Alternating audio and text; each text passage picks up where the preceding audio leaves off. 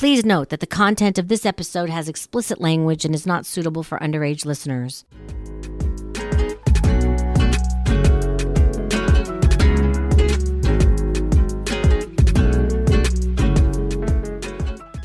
Hi, I'm CJ, and I've done phone sex for 23 years. Let's get started. Hello, welcome back to my podcast. Thanks for listening. I appreciate you all. Remember me telling you about a caller who liked to be called Little Dick Loser? He wanted me to call the cops on him, and he wanted to go to jail. And he said somebody else did that on the platform, and he was thrilled, and it was wonderful. And I guess he was in jail for a day. Anyway, who knows if it's true or not? I don't know. But for some reason, he wanted to go to jail, which I always thought that was weird. But anyway, he wrote me the other night and said he had been recently admitted to the hospital, and it's kind of like a jail, and he enjoyed it. I wasn't really sure how to respond, so I said, oh, wow, and I did not hear back from him. So I just wanted to give you a little bit update of the Little Dick Loser who was very strange and was thrown in jail and went to the hospital. I really don't know why I'm telling you that, but some of you follow some of these people and want to know updates, so I'm kind of going to update you as I hear from people. Somebody else wrote me and asked me how I was. They hadn't called in a while and wanted to know if I ever came to where he lives. He lives in California. I'm about 2 hours away from him. He wanted to know if I ever came there, and I said no. My friends come to me because the weather's better, it's less crowded. And he goes, well, let me know, and I'd love to meet you for coffee somewhere in the middle even. I'm not going to do that. I told you why. And so I just keep saying, well, you never know, it might happen. He hasn't called me, but, people want to reach out, and they try to push me and see how far they can push, and maybe if they keep asking, I'll give in. I'm not going to, but they don't know that. Someone just asked me an interesting question, and I might have addressed it in one or two of my podcasts, but the question is, the more direct question is, do you always know what direction the calls are going to go in? And the answer is no, and the person that asked me this was really quite surprised. So there are people who call and have a very definite idea of what they want. I think most people do. Some sound very exact in what they want, and it's what they say, I want to be dominant, or I want to do a role play. And they know how that's going to play out because they're the one directing it. And even if the call doesn't go in the direction I think it's going to go in, they're directing it, and they really do know where it's going to end up because they have it in their head of what they want. So, for example, I've had calls where I'm female, obviously, and we talk and we talk and we talk, and somehow without using a toy, I end up fucking the guy in the ass. Now, some people call that pegging, which it is if you're using a strap-on or something, but on occasion, I go from being female to male, and I'm a guy now. Now, you might say that sounds ridiculous, and in the beginning I thought so too. How could I start out as a female and end up a male? Not a she-male, not transsexual, not a cross-dresser, whatever the words are. No, I am male. Now, if you're old enough to know what follow the bouncing ball is, you follow the words on the bottom of the screen with a bouncing ball when you're singing a song. It's kind of a phrase, follow the bouncing ball. In my head, that's what I've got to do. I've got to follow this train of thought. I've got to follow where this person wants to go. If they want me to be in charge, I will remain a female, always. But if they have something specific, a fantasy or role play, whatever the case is, then I have to follow them. It's not always easy to know where they're going, what they want, how to be one step ahead of them, because honestly, it's hard to do that. Not impossible, but sometimes it's a challenge. So sometimes I do know where the direction is going because I can just feel it. And other times I have no idea. And I scratch my head and I crinkle my nose. And of course they can't see me. Thank goodness. I just have to pivot quickly. And for the most part, I do. Sometimes I'm caught off guard, I must say, but it's become less and less. So I get an idea of what the caller wants. And sometimes it's just that straightforward. And I'm happy and I feel relieved and I feel like I've given them the best of me, the best I can give them. And then there are other times where it veers off and it goes all over the place. And I have to follow them. Otherwise, they're going to hang up. And they'll find someone else who's better at it. And again, I keep going back to the guy who calls me and gets frustrated with me because I don't know what he wants. He is one of those people where I have to pivot and weave and turn and try to figure out what he wants.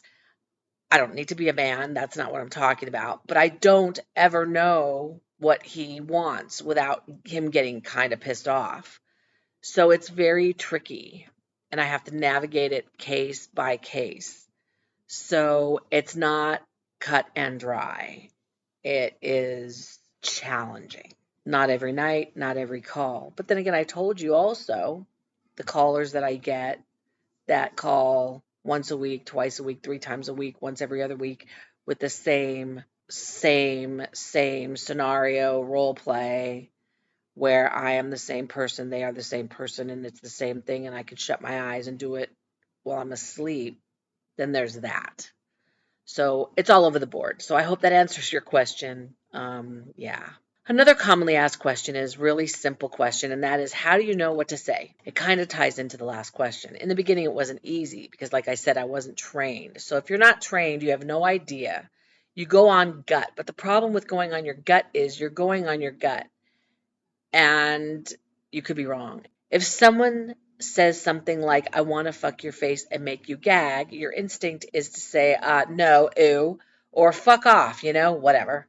So, like I said in the first episode, when you make your persona, you really have to tell yourself you're open to X, Y, and Z. Are you open to everything? Or are you only open to certain things? And then you go from there. You want to be the naughtiest girl that you can possibly think of and react that way. If you're not going to play the girl next door, if you're playing the girl next door, then you have to act innocent and you're not going to say, fuck off, I don't want you to gag me. You're going to say, is that going to hurt? You're going to ask questions. And to be quite honest, there are times still where I don't know what to say. You have to hear what they're saying, think about it, and just be the naughtiest version of someone that you can be. It's not an exact science because everyone is different. You have to hear their voice. You have to pay attention, like I said. It takes practice, a lot of practice. And after a while, it does come naturally. Although some people will still stump me. You never really know what to say. It's really just your gut because if someone comes out of the gate saying they're horny, there's so many things you can say, but you kind of need more information. Just because someone says they're horny doesn't mean that they want to do X, Y, or Z. You have to find out what that is. So it takes a little investigation without being too probing. And after a while, you'll get it. And then you can use that with the next person and the next person, even though everyone's different. I still don't think I say the right things to everyone. As a matter of fact, I know I don't. But I try to do the best that I can. And you're never going to satisfy everyone. You're never going to please everyone. Keep everyone on the phone forever at all and all. You're just, that's not going to happen. All I can do is try. And I'm pretty successful, but I'm not always successful. So that's really a good question. It's really hard to know what to say unless it's a regular. And if it's a new caller, that's really challenging unless they absolutely tell you what they want. And a lot of callers are afraid to tell you what they want. I was telling someone the other day that somebody wanted extreme race play. What they want, the question is, do you want to take that call? And I think I mentioned it here too. Fortunately enough, the person wrote me and asked me, and I said no. And I mentioned this on one of my other podcasts, like I said. If I wanted to take the call, then I would already know what to say, and I would say it to that person. Make it easy. Then, I just don't want to and I don't have to. And the people that do call that want extreme race play will just stick with that. That don't email me or don't ask me. They'll be like, hey, they'll ask me on a call and they will really try to convince me. So I want to thank you for the question. I know that's not an exact science, but I don't always know what to say. I do get tongue-tied and I kind of laugh at it sometimes. I'll say, oh, you've stumped me. Or, oh, I haven't heard that before. Oh, you want to do that? And I kind of do that. And that breaks the ice because sometimes they're nervous. And even sometimes when they've called you a bunch of times, they're still nervous because if they're changing their role play or their fantasy or their fetish and it's something different now, they don't know how to navigate it because even though you're friendly with them, they might still think that you're judging them. So it's not always easy. One of the current themes that people keep asking me about is a question I've tried to stay away from, but I don't think I can. I'm a little uncomfortable with it, but I will do my best because I always try to. I did a podcast a little bit ago and I made some noises, or I should say some sound. It seems people want to hear more of those, so I will try to do my best. One of the things that people keep asking is, what kind of sounds do you make and do they sound real? I don't know. I'm not on the other end of the phone, so I don't know how it sounds. What I do know is that when I make sounds, they sound kind of ridiculous to me, but I don't know what you're hearing or the caller's hearing on the other end. And I assume we'll find out when I edit this podcast. But people want to hear me giving a blowjob or choking or spanking. I don't know. There's a number of things, I suppose. I'm not really sure why there's a curiosity or fascination about that, but it seems that my podcast where I made a blowjob sound, I suppose, really caught some interest and people were asking me for more. By the way, both men and women have asked me questions about this, so I haven't really wanted to do this. Someone else mentioned to me, look, you're doing a podcast, you need to reveal as much as possible. So I will reveal that here. I will sound ridiculous to myself. If I laugh, I apologize. All I know is this. When I gag, when I give a blowjob, when I'm sucking balls, when I'm slapping my ass, when I'm doing all of those things, I get a very good reaction. And so that is the only thing I can go by. That whatever sounds you're going to hear that I make, people really like them. So that is why I am sharing them with you, because someone says, well, how do you do a blowjob on the phone? How do you spank your ass on the phone? And so I get those questions. I shouldn't say it that way. I apologize. But I get those questions and I'm like, well, you got to kind of be creative. Now, nobody in a very long time has asked me to walk in heels, and I don't have any heels. So I will tell them I have carpeting. That's what I do. So anyway, the other thing that a lot of people have been asking me lately is they want to hear my wet pussy. Now, in the olden days when you didn't have Bluetooth and earpieces, I would take the phone and stick it down by my crotch and I would have them hear something wet. But I don't do that anymore either. I have an earpiece. Sorry. I have Bluetooth. Sorry. You can't hear that. And it just so happens they accept that response. So that's really good. So let me start out easy by spanking. So they want me to spank my ass, and it sounds like this. Now that's me spanking my arm. Now, if it's summertime and if I'm laying on my couch in a t-shirt or whatever, then I'll spank my ass. But normally I don't do that. So it may not sound like an ass. I don't know if that sounds any better, but it is what it is. Okay, so that's that. Now you've heard the blowjob, but if you haven't heard that particular podcast, here's what a blowjob sounds like. And it starts out slow. And then it goes deeper. Now, if they want me to gag on a blowjob, it sounds like this.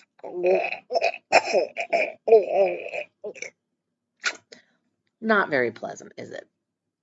And what I do is I don't have a toy. I use my finger. So if someone asks me to choke myself, which people have done, I stick my hand around my neck and I talk like that.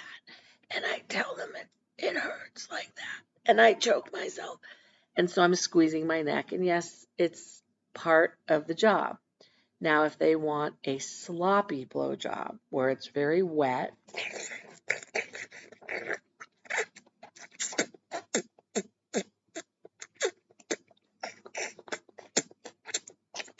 that is that sound.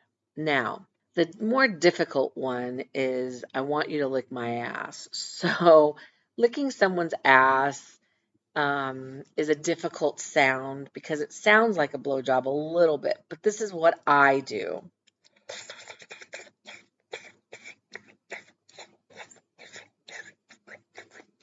And that seems to work. if I'm sticking my tongue in your ass. Oh, this all sounds so horribly wrong. Sorry. I'm so sorry. For people who know me and are listening to this, I'm sorry. Here is me sticking my tongue in someone's ass. A little different than a blowjob, not as deep, not as wet, that kind of thing. Those are most of the noises that I make. So I hope you like them. I hope that's sufficient. I hope the people that are asking for noises is okay with those noises. So, yeah, that's the extent of them. If there are other noises, I don't really know of any. Kissing is always. Mm, mm, mm, mm, mm. And then maybe giving a French kiss is mm, mm, like that. So now you've heard my noises. I hope I don't get any more questions about that. Try to be as forthcoming as I possibly can be because I'm doing this to give you as much information as I possibly can. So there you go. The question someone asked me recently was, and I've had this asked to me a couple of times, is do people really put things up their butt? So I don't know if you guys know, but a long time ago, long time ago, there were news reports about people going to the ER with all sorts of things in their butt, Barbie dolls and light bulbs and all sorts of things. And that is another one of those fetishes that comes and goes. And what I mean by that is that it's gone for a long time and then it comes back. I haven't had any of those calls in a while, but guys do like, at the minimum, they like butt plugs. And so that is something that is across the board asked for to be played with, pegging, fucking a guy in the ass or a butt plug. I got a call the other night from one of my pamper babies, and he is a sissy who wears Pampers and frilly baby doll and likes to be called a sissy and a pamper butt baby. So he came back a little bit and just wanted to be made fun of. So there's that. Anyway, that is all for now. Thank you for listening to Secrets from a Phone Sex Queen, everything you always wanted to know about phone sex and more. I think today is a little more than you needed to know. Please reach out to me with your questions. I love your questions and comments at phonesexqueen1@gmail.com. New episodes drop every Monday. Check me out on Facebook at CJ's Podcast and Instagram and TikTok at Phone Queen 1. If you're listening on YouTube, please don't forget to like, subscribe, hit the bell so you get notified when a new podcast is dropped. Anyway, until next time, stay sexy.